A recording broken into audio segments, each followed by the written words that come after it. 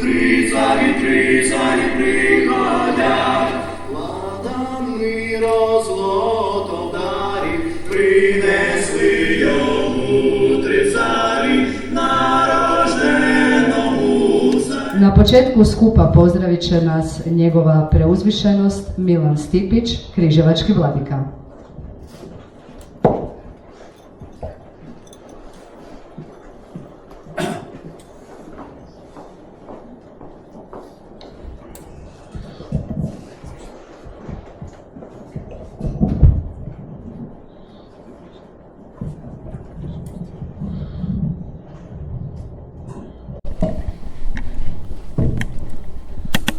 Uvaženi gosti i sudionici skupa Križevačka eparhija, povijest, kultura i nasljeđe, srdačno vas pozdravljam i dobrodošli u Križevce.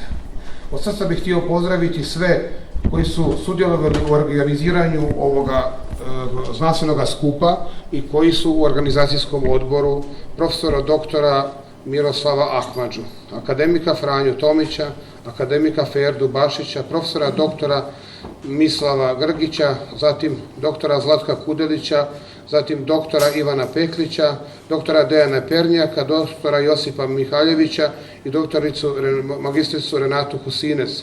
Također, zahvaljujem se osobito na trudu gospodinu Josipu Mihaljeviću i Dejanu Pernjaku koji su tajnici ovoga skupa. Svi koji su dali svoj doprinos svojim radovima, srca pozdravljam i svima ću zahvaliti naknadno kad završimo cijeli ovaj znanstveni skup.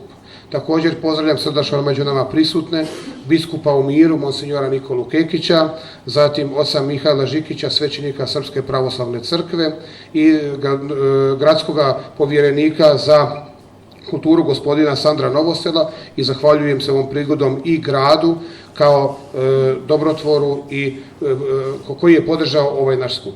Također bih htio istaknuti nekoliko važnih momenata. Križevačka eparhija nastala unija kršćana bizanskog obreda i latinskog obreda u sjeverozapadnoj Hrvatskoj. Stoga je neodvojiva povijest Križevačke eparhije od povijesti Marčanske eparhije, odnosno od Grko-katoličke crkve na ovom prostoru sa sjedištem u Marči.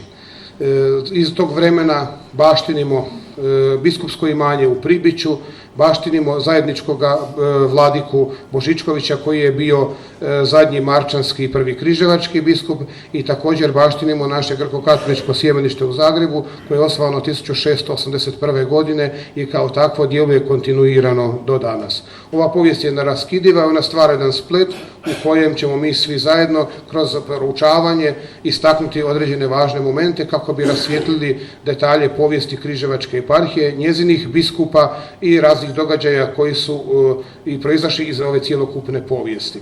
Križevačka eparhija je bila veoma aktivna u društvenom, kulturnom i političkom životu kroz proteklih nekoliko stoljeća, što ćemo moći čuti kroz ova različita izlaganja. Također, Križevačka eparhija dala je mnoge značajne ljude u životu Hrvatske i cijeloga ovoga prostora, a također Križevačka eparhija se može pohvaliti izrazito bogatom kulturnom i povijesnom i umjetničkom baštinom. U tom kontekstu dolazimo u susret našoj 250. godišnjici ustanovljenja eparhije u Križevcima, i jubilej koji dolazi proslavit ćemo od 2027. godine. Ovaj znanstveni skup prvi je koji planiramo, nakon njega planiramo kad budemo ubrali plodove ovog prvog znanstvenog skupa organizirati i međunarodni znanstveni skup koji bi bio onda vjerojatno u drugoj polovici iduće godine. Sve vas srdačno pozdravljam, dobrodošli i želim vam plodan i blagoslovljen rad.